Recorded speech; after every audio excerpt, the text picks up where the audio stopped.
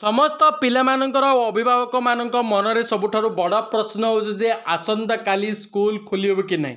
जदि भी खोलिबो एते रुद्रताप बा सूर्य किरण खरा भितरे गुळुगुळी भितरे पिला माने किपरि स्कूल को जाइकि स्कूल रे पाठ पढ़िबे। गतकाली अस्था तरफरु मध्य आंदोलन कराई जे जेहेतु आगकू गुळुगुळी बढ़िबार अछि तेणु जुलाई 1 तारिख पर्यंत छुट्टी को बढ़िया सबु स्तर रे दाबी और आंदोलन होईछि। ताल कौन रही संपूर्ण खबर चलतु जानिबा। किंतु ता पूर्व समस्त पिले माने जो माने वीडियो देखुछन समस्त को अनुरोध जे चैनल को निहाती सब्सक्राइब करके पाखर थिबा बेल आइकन को प्रेस करिवे जदरा कि एही परि गुरुत्वपूर्ण अपडेट गुडी सर्वप्रथम आपण पाइपर।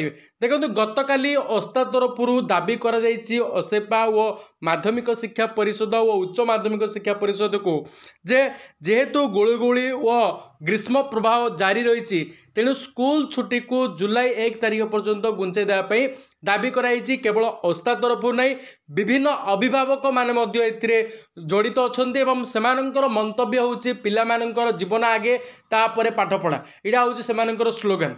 तेणु उच्च माध्यमिक शिक्षा परिषद बा माध्यमिक शिक्षा परिषद बा स्कूल ऑफ मास एजुकेशन जहाँ अच्छे से पाखु विभिन्न प्रकार दाबी आसी अभिभावक मान तरफर अस्था बा शिक्षक संघ तरफर ये प्रकार सब दाबी आसी भितर जदि आम देखा भारतीय पाणीपाग विभाग जो आईएमडी रो कलना कौन जदि आम देखा आईएमडी कौन कर पूर्वानुमान कर आगामी 5 दिन भितर ओडिशा रे गुळुगुळी व ग्रीष्म प्रभाव अधिक आउरी जारी रहिबो कारण मौसुमी ओडिशा रे ए पर्यंत छुईनी। 24 तारिख रे ओडिशार समस्त जगह मौसुमी छुईब बोली संभावना देइछि ओडिशार पाणीपाग विभाग। तेणु अत्यंत किछि नहले मध्य जून 25 तारिख पर्यंत स्कूल घुंचाई देवाई मो तरफ मु माध्यमिक शिक्षा परिषद उच्च माध्यमिक शिक्षा परिषद एवं स्कूल एंड मास एजुकेशन को मु अनुरोध करुच्ची।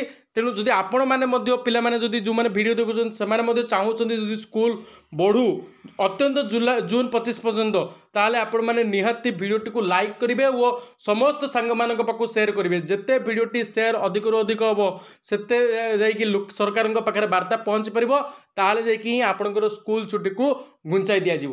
तेणु निहाती वीडियोटी को शेयर करके लाइक करेंगे।